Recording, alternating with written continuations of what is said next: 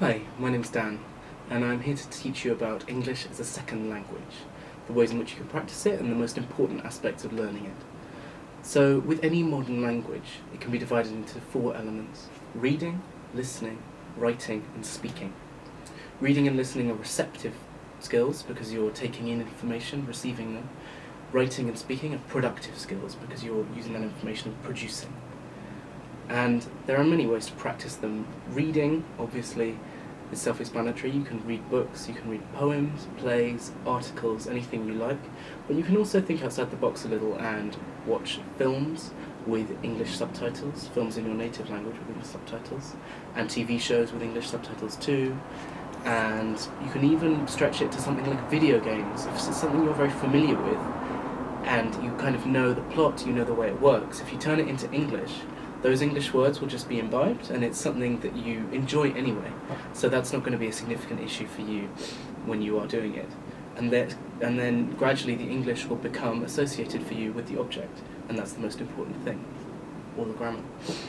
The same goes for listening. TV and film are great for listening, and so is music actually. You can watch TV and film in English with subtitles in your native language as you start out, and then when you become more comfortable, you can even turn the subtitles into English themselves. So at the beginning, you're watching the film, and the subtitles are in your own language, so you learn to associate your words with English words. But then gradually your mind begins to just think purely in English. And when you have the English subtitles with the English visuals and sound, you'll be reading what you're seeing, and so your reading and listening will come on together. And then eventually you'll get to a point where you don't need the subtitles, you can just watch films or listen to podcasts or listen to the radio purely in English, and then you're doing very, very well. And you will feel very comfortable at that stage in conversation, which for a lot of people is the most important thing when they're learning a language, and especially in oral. And I mean, the same goes for speaking really. When you're learning to speak, obviously conversation is the most important thing. It takes practice, but it's not that difficult. You need to put yourself out there, and confidence can be an issue definitely at the beginning, and I think it always is when learning a language.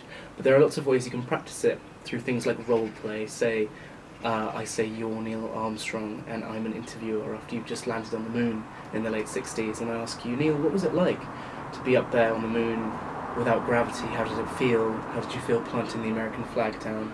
Because then you have the content. You don't need to think about actually what you're saying. You're just thinking about the language and what to say. And that can be very, very helpful when practicing speaking. And then when it comes to writing, the other productive skill, there are old-fashioned ways, such as having a pen pal or a diary, which work very well for some people. And if you like to think a bit more freely, you can just do creative writing in the language. And that's often very difficult when you're starting out. But a tip is just to try and write in your own language, and then look at this little piece that you've written, maybe 100, 200 words, and translate it into English. And that can be a really good way of learning. And you can translate anything, you can translate articles, whatever you want. But the most important thing when learning a language is really to keep going at it. Learning a little bit every day really fixes it in your mind. And familiarity with it and exposure is really key.